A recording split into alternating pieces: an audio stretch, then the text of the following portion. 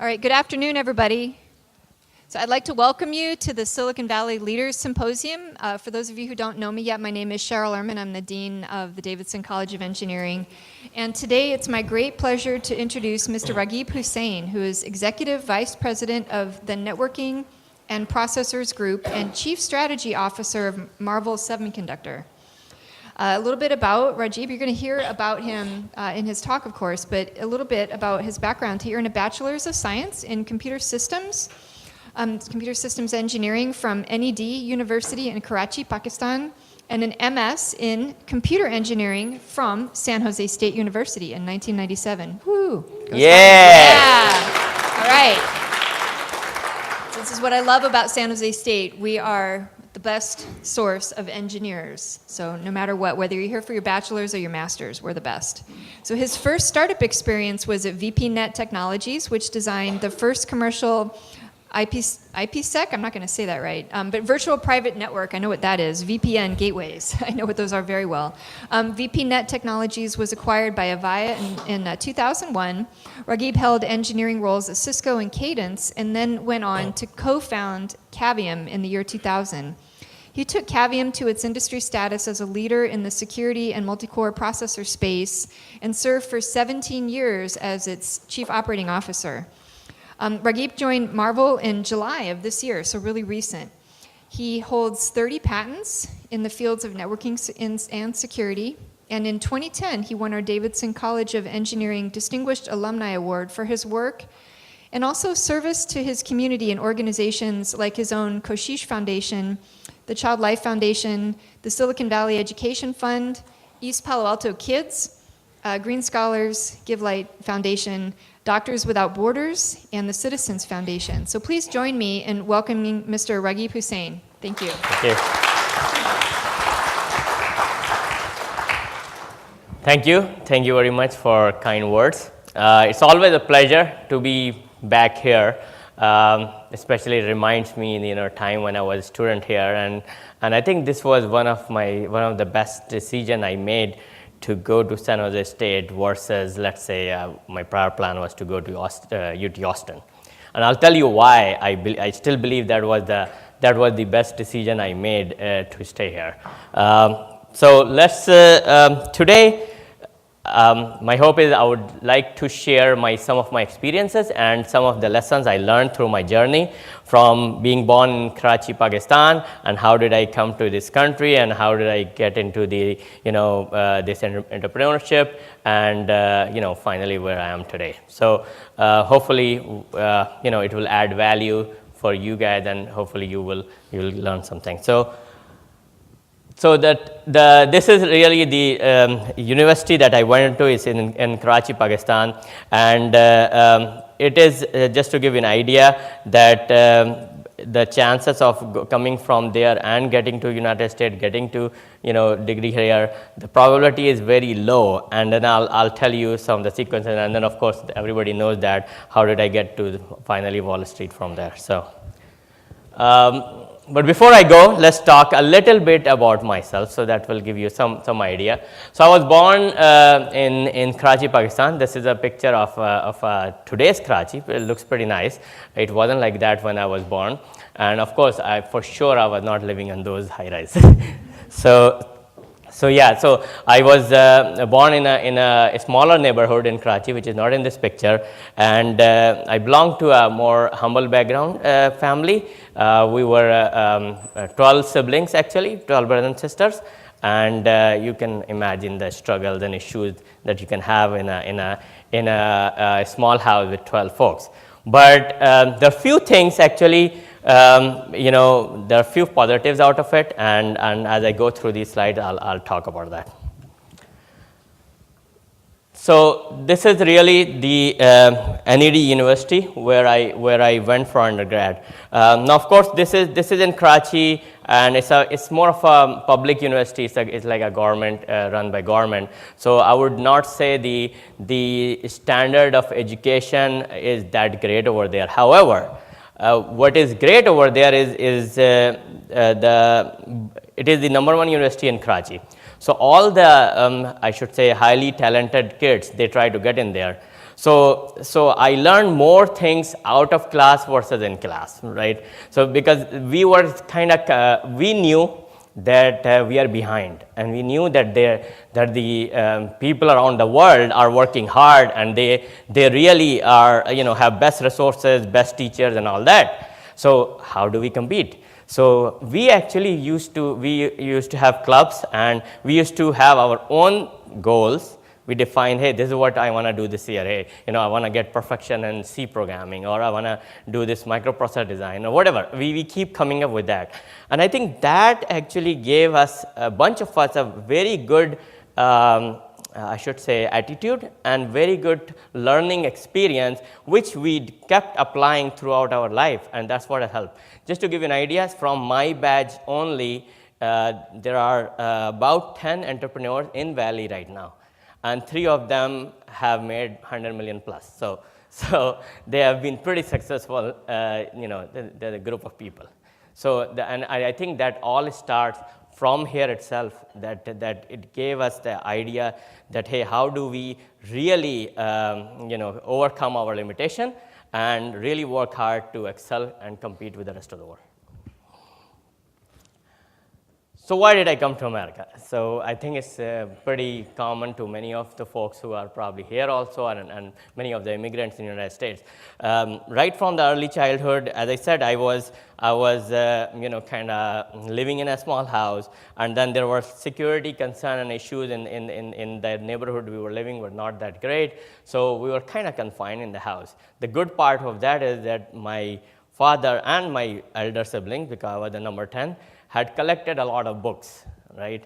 So I used to read, all those sort of books on history, books on sciences, and art and literature and everything. So as a result of that, I did realize that probably United States is the best country in the world, not because it is economically the most number one, but it is also because of the freedom and justice.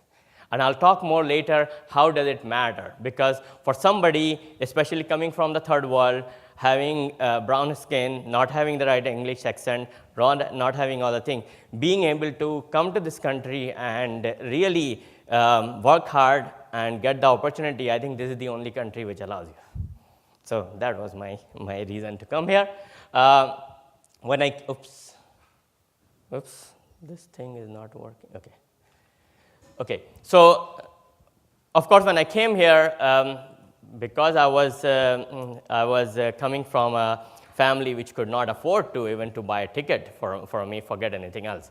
So I had to figure out a way, how do I really get into the situations, right? So lucky for me at that time, those days, a lot of Silicon Valley companies were actually hiring folks from Pakistan to do the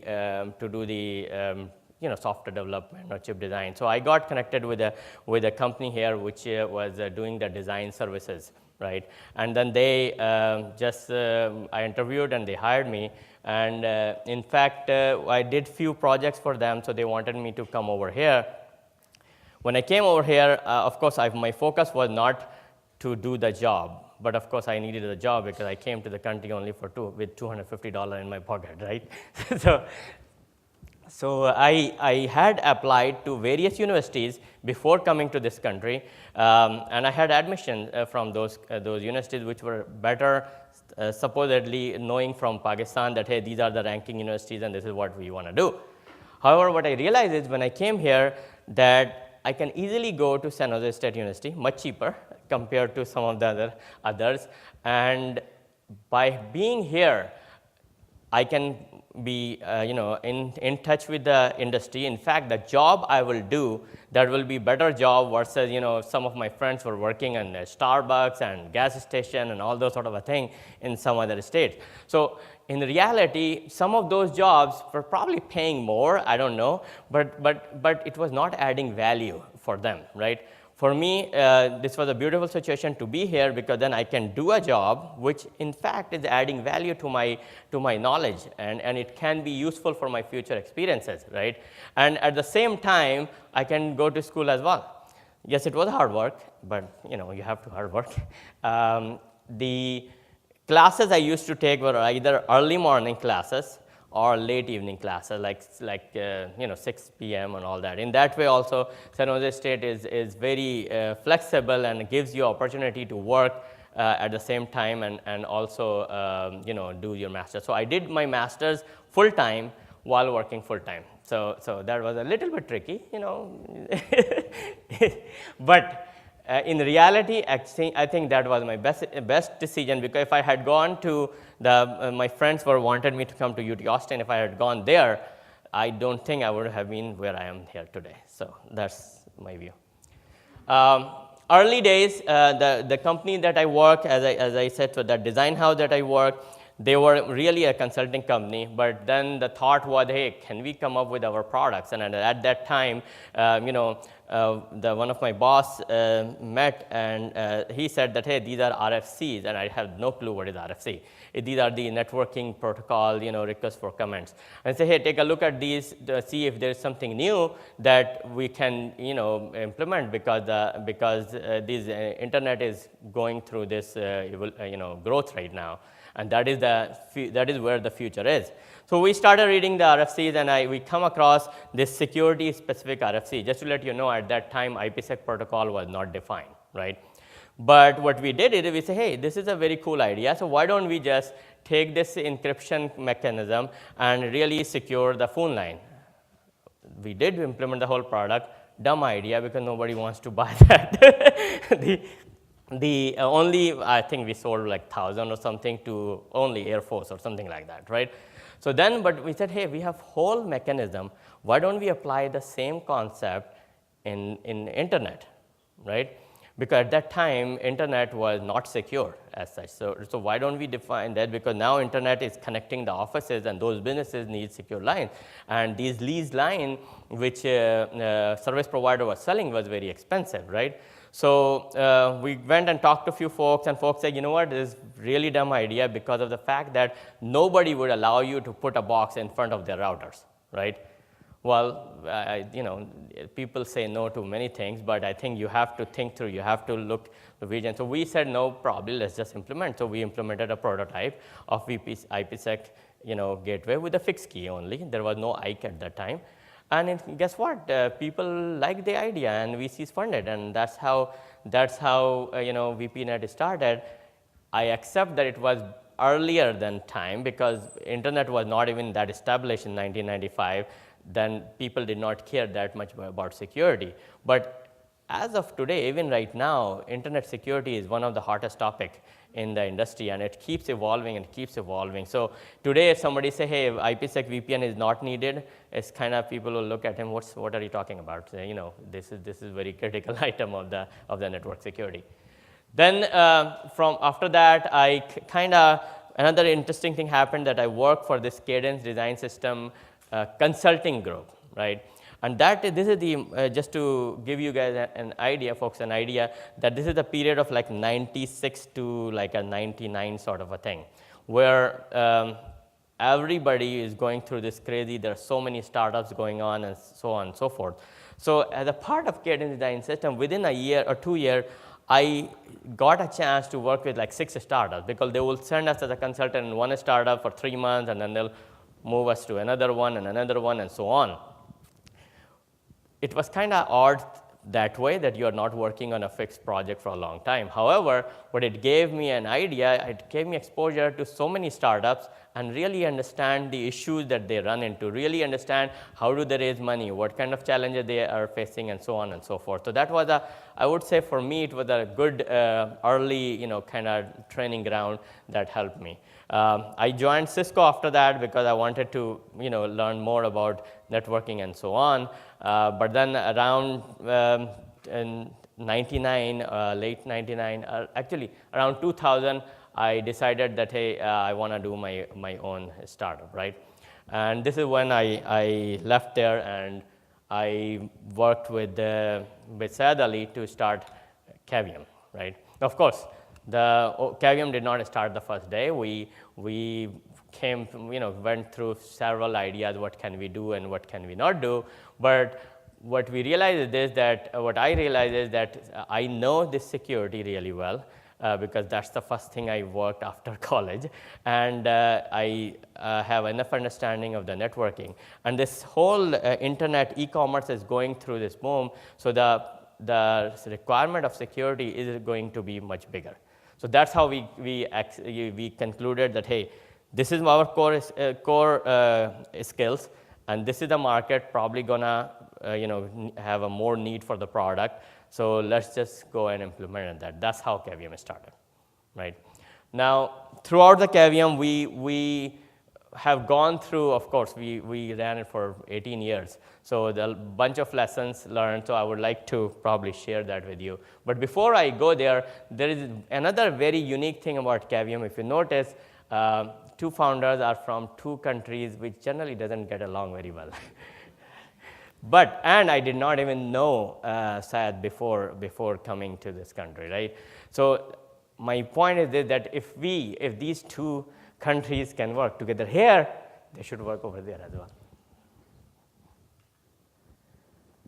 So let's go into some of the values that we learned, right? So one thing which is critical, which I believe has helped Cavium a lot, where surround yourself with the smart folks, right? Because when you are with them, the level of your discussion goes high. The discussion is more intellectual rather than talking about movies or something else. There's nothing wrong about those things, but you when you're at work, you might want to surround yourself with the people who have actually more smarter than you, so that they can help uplift your knowledge and capability as well, right? We were lucky to really have really good team and a really set of smart people. And what it does is this: if you have first, let's say 20 folks who are really A-class team, right? They really set the bar high. In other words, when they will hire the next level of people, next 50 people, they will hire A-class folks too, again, because they cannot handle B-class. And then that will actually set the culture of the company. That will really, raise the bar of how are we going to hire, what is our standard of hiring and capabilities and so on. So that by doing that, automatically you will start this trend, which will keep going for a long time, right? And that is what we experienced at Cavium, that, hey, we built a very good team in the beginning, and that team by itself built a great team, and as a result of that, we had very engineering focus and very no-nonsense culture at Cavium. Another important point that we learned, and a lot of startups kind of overlook this thing, because especially late 90s, people were just trying to build the company just to flip. I put a great business plan, and this looks very good on a presentation, and I have going into this hype market, and I have no clue how would I really make a profitable business, but I'm going with the ride with this tide of the hype, right? And the whole purpose of forming that company is somebody will acquire you. Well, it happens every 100 companies you form that way, probably 10 gets acquired, 90 fails, right? But if that is the primary plan, and what if you do not get acquired, then you are in a very bad shape, right? So I really believe that you should really look, when you are looking for entrepreneurship, you should look at what value can I create? What is the problem out there? Work with the customer and really create the product to solve that problem, right? And that is why if you solve that problem, there's somebody who is willing to pay for that, because it's a real problem, real value you are creating, real problem you're solving, right? So that actually completely changes the goal of your company, and your vision is really to create value. So yeah, if somebody comes to acquire, fine. If it doesn't matter. That's not your primary target anyway. And in fact, if somebody is trying to acquire you at a lower price, you will say, no, I think my value is high because I'm really creating this value and I have this great customer base. And this is exactly what happened in Cavium. All along, in the first, I would say, 10 years of Cavium, we pretty much were approached pretty much every year by somebody, and where they wanted to acquire. And we looked at it and we looked at our potential. We said, no, we have much better potential, so we do not want to just sell it, right? the thing is this, normally the entrepreneur who are second, third time, they have that sort of a thought process. However, both of us were first time entrepreneur, but somehow we still had this thought that no, we can create more value and we are not building this just to flip. So that kind of kept us going. Seems like it's not working. Okay, sorry. Oops. This thing is a little, let me just do here.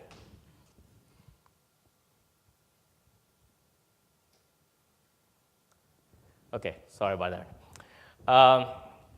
Another angle that we really focus on is not to create the product for chest beating, right? Not to over engineering. And that is a trap most talented people get into. Just to give you an idea, the team that we hired early on, that team in 2000 built 1.4 gigahertz processor. Of course, today it doesn't sound kind of fascinating, but in 2000, 1.4 was a big deal, right? It was better than top class x86 processor. However, the first product that we built it like a 300 megahertz multi-core, right? What we did is this, instead of trying to say, okay, we will build biggest and baddest, we always focus on what is the problem, what is needed to solve that, and how can we get to that goal as soon as possible. So there is no point to design a thing just to write paper about it, or just go in a conference and feel good about it. Our goal is really to again create value, solve problem, and the sooner we can do, better off we are. As a result of that, most of our product, what it is called, is not something that you can say, hey, it is the highest performance or highest capability or something like. However, in terms of features and solving the problem, it has the widest applicability. And that is why we were able to actually generate, do the products after products on products. We actually, throughout the 18 years of the Cavium, we raised, before going public, we raised only, I think, $88 million, right? Which is the record in efficiency of how frugal a company can be. And just to give an idea, we raised the first round $8 million. In 9 months, we delivered the first product which went in production in $8 million. If you go back in that time, imagine it was 2001 December that we are going for second round of funding. And it is 2 months after 9/11, and it is 8 months after economy crash. So, but we were able to do a significantly up round. And the reason for that was really because we proved it that, hey, first of all, in 8 million, we did a product which is going in production, right? And which has a substantial, 10x more value proposition than any other competitor. By the way, our competitors at that time, who were there were like 6, 7 companies trying to do the similar thing. They had raised 50, 60, 70 million dollars. They still did not have product. So it's kind of differentiated us from all of them, and that's why we kind of survived through that. So another important lesson we learned or we applied also is the discipline, right? Because it is critical to have this discipline that you have to really define what is your goal, what is your vision, go through the strategies as much as you want. But once you are done with that, you really focus on execution. You do not keep getting distracted with what's going on in the valley. While we were going through this Cavium cycle, there were lots of things that are coming and going in the industry. There are a lot of hypes, the hype of the cloud, the software-defined networking, the hype of early, SSL VPNs, and all those sort of a thing.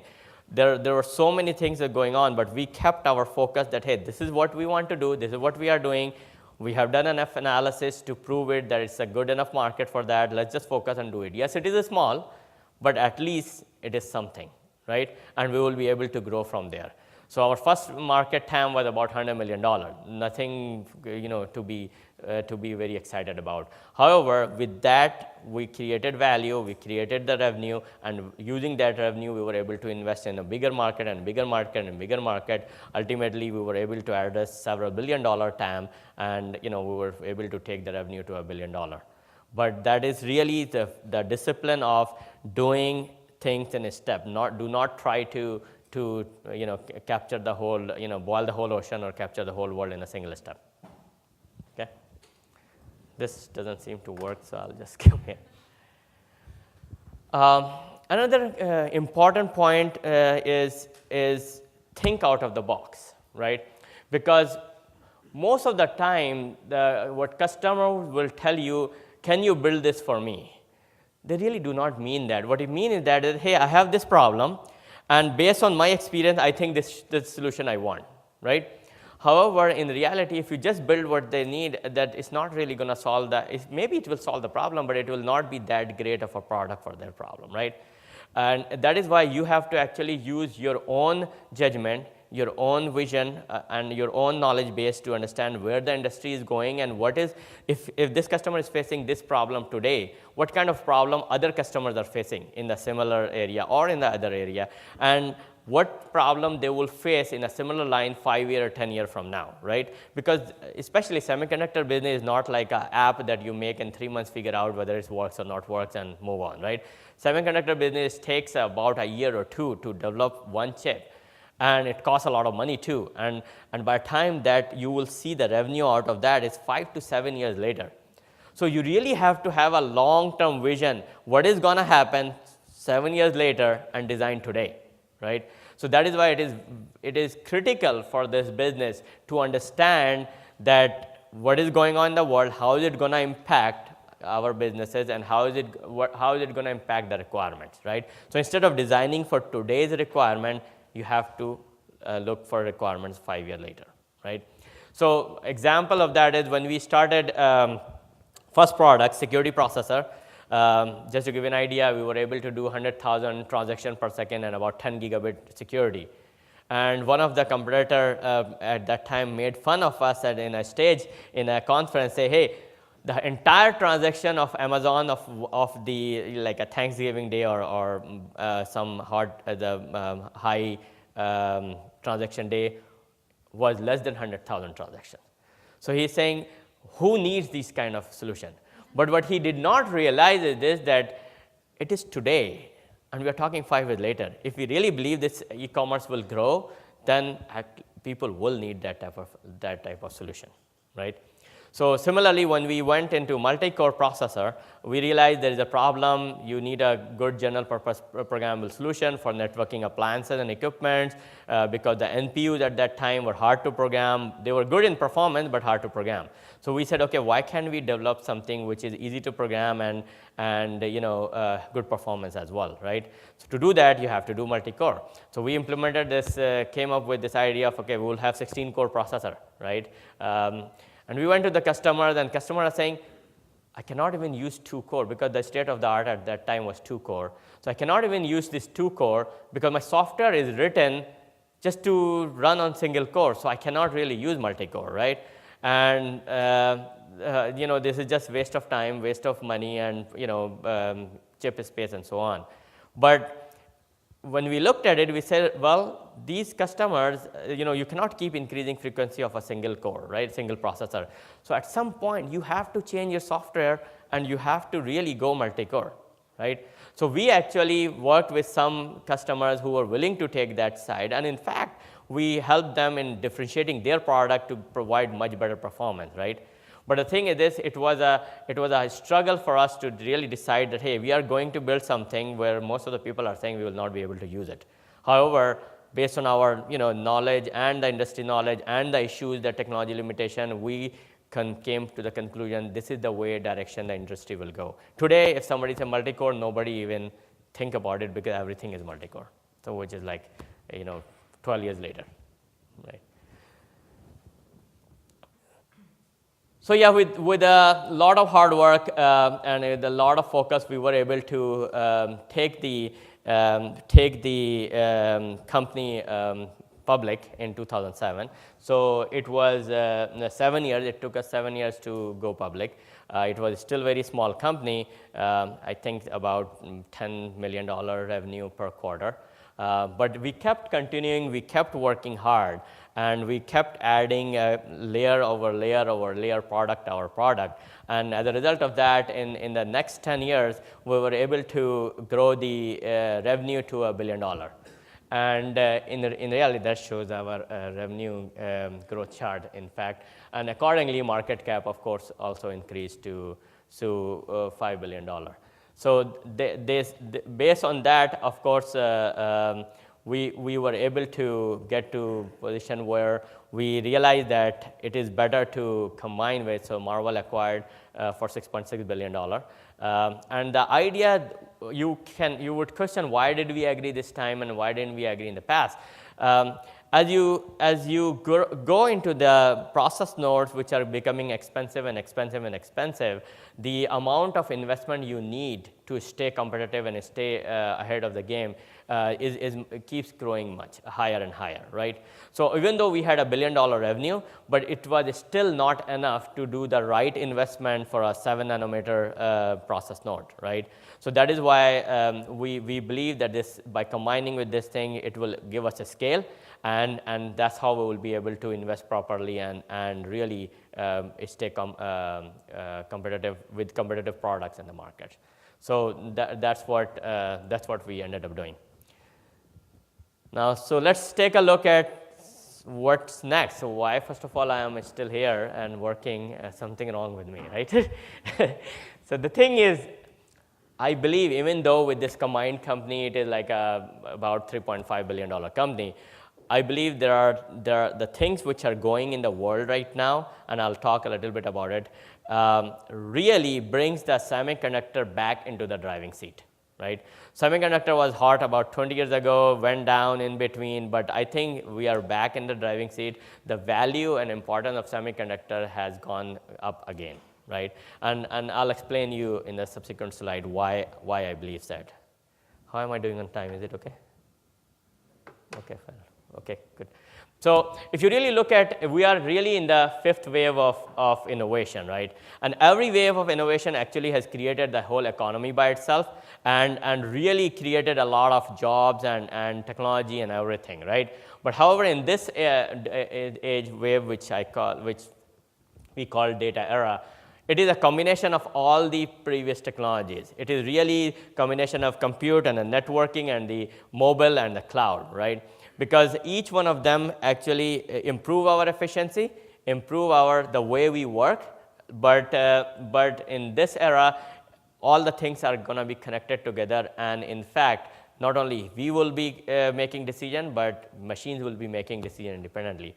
So what is happening as a result of that, that if you look at the data era, if you look around yourself, the amount of data which is being generated by various things, whether it's a mobile app, whether it's a Internet of Things or autonomous cars or digital, it is actually exponentially rising. It's not linearly. Just to give you an idea, in every last 12 months, the amount of data generated is bigger than the amount of data generated in the entire history of human being. So it is really exponential increase which is happening, and the idea is it will keep increasing. Today is 24 zettabyte. It will go to all the way to 160 zettabyte. And by the way, these estimation is based on today's prediction, because a lot of us do not even know what will happen really, right? Prediction is based on what we know today, right? In reality, it can go even much higher, right? Another unique thing about data is that it is perishable.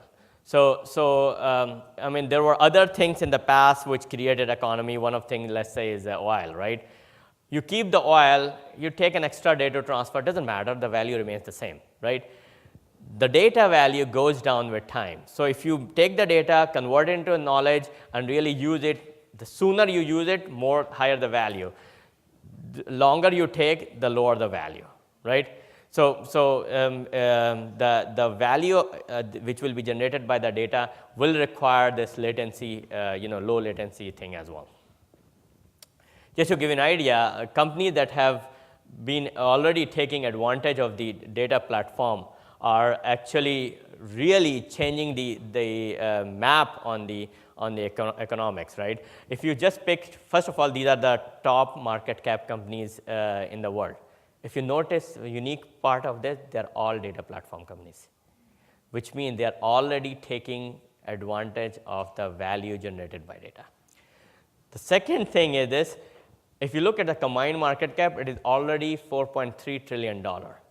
If you had gone, let's say 20 years back or 15 years back when oil industry was at peak, combine the market cap of all the top 10 oil, it will be still 1.2 trillion. By the way, it has never crossed that level.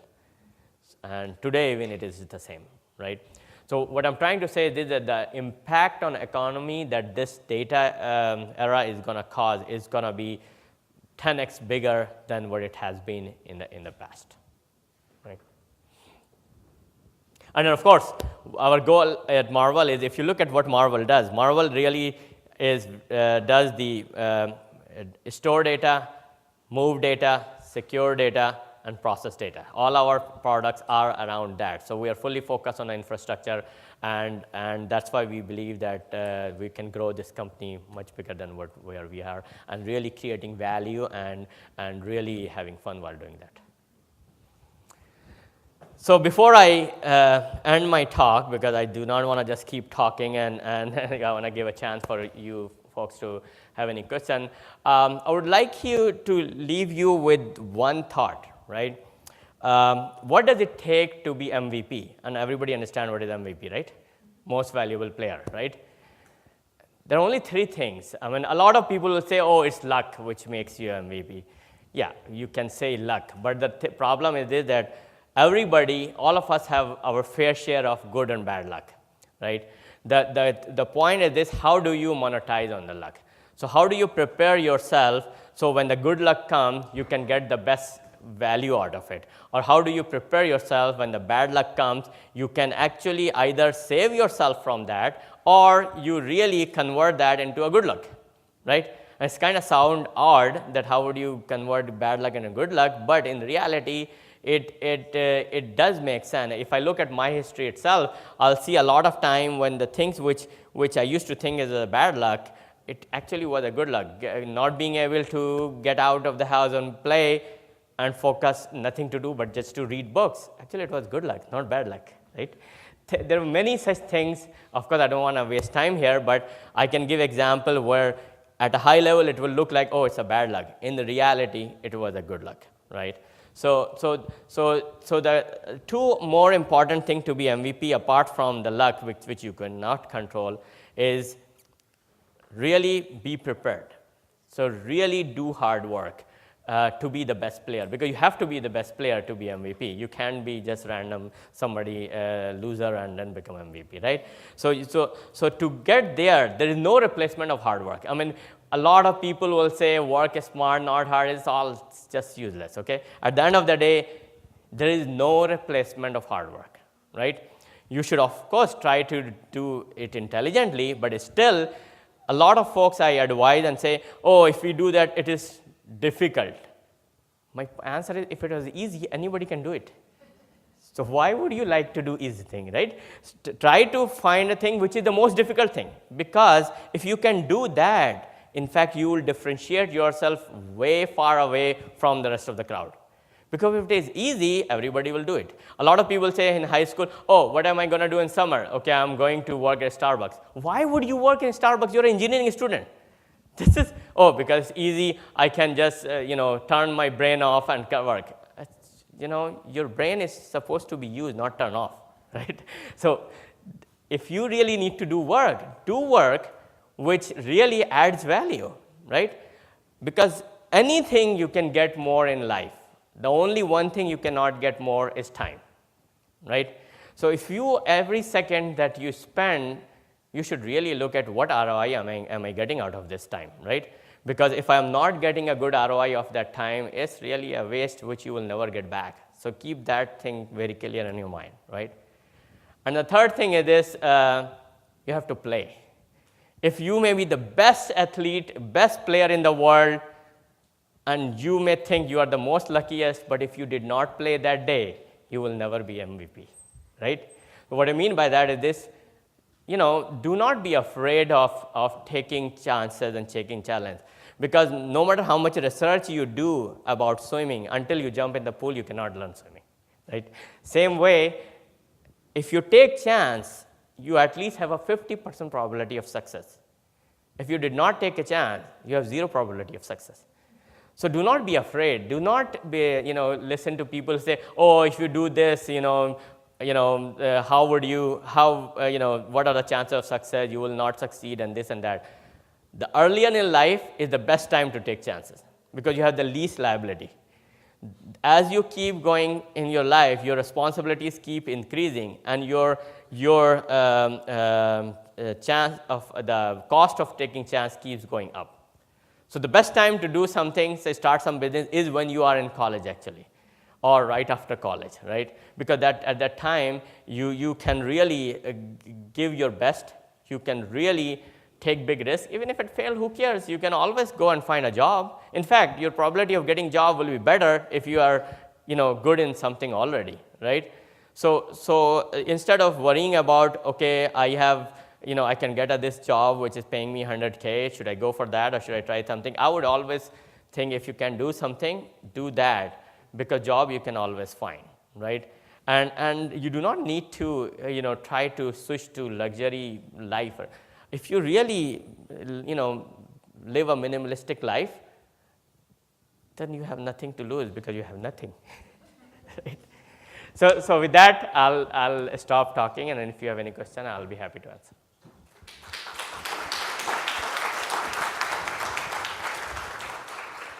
All right, so those were some really great points of advice. I'm sure there are questions. We have a microphone, so if you can raise your hand if you've got a question, then we can get the mic to you. Okay, thank you so much for a fascinating talk and give us the guide to in the future. My question is, what is your vision about the future of security and privacy? Especially data is growing, so is the company really care about security and privacy of the people or not? You're saying security in enterprise? Privacy. Oh, security and privacy. Yes. I think, as I said earlier, so I don't believe I'm saying it, but in reality, security is about paranoia. And you can never get out of it. No matter how much security you have, you can never get out of paranoia that, hey, somebody will break.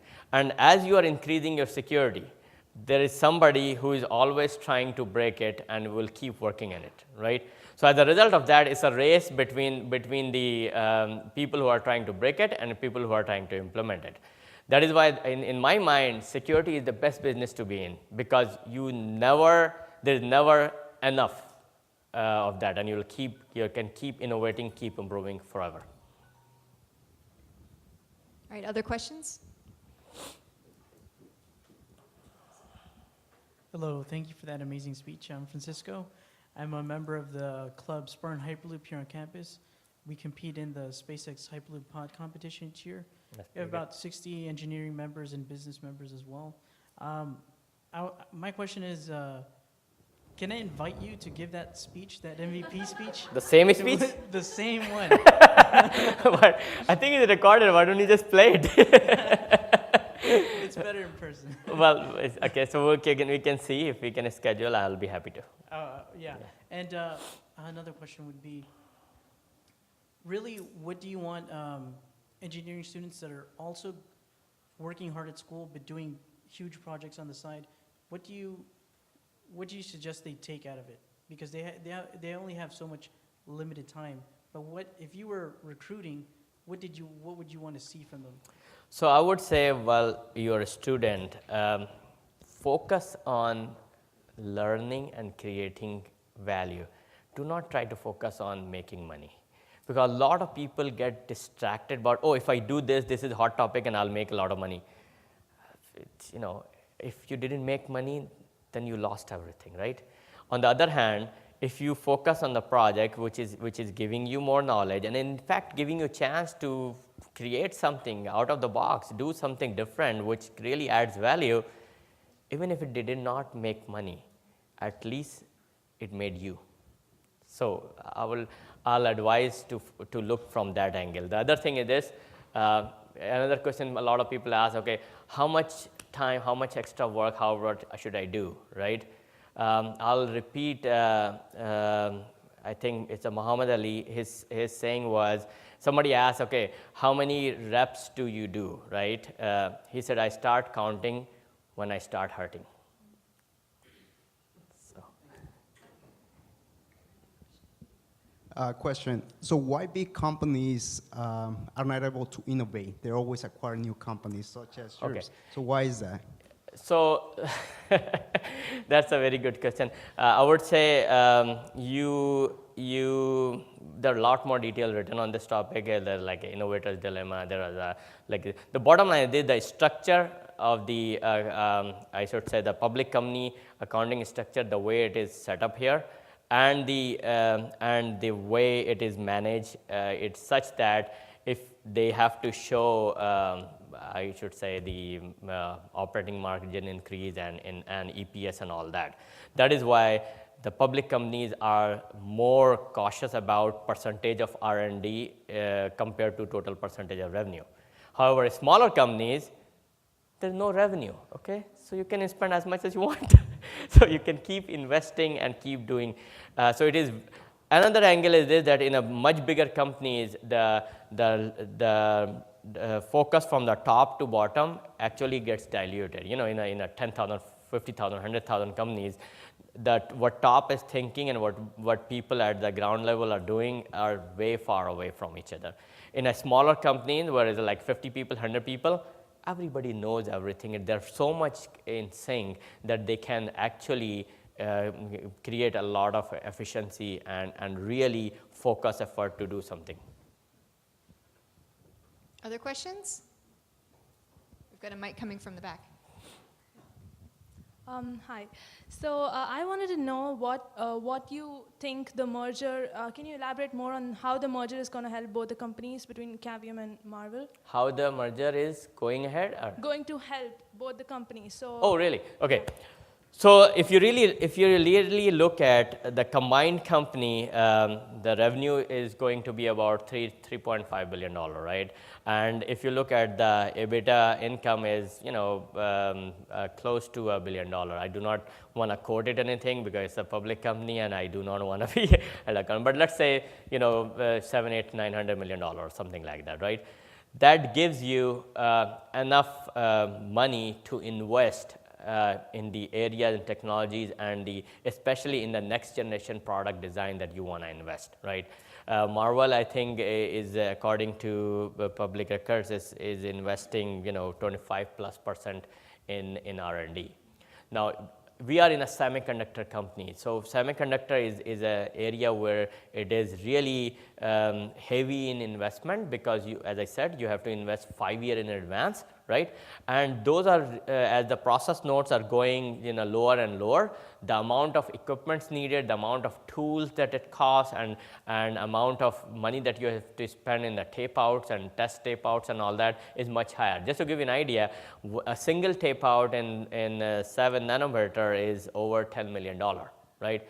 So you make one mistake, you just flush that money without any value out of it, right? So the complexity of the design and the investment needed is increasing, right? But the thing is, you cannot just stay behind. If you want to be competitive out there, you have to invest in that. And that is why the scale matters in a semiconductor company. Okay, it's coming from the back.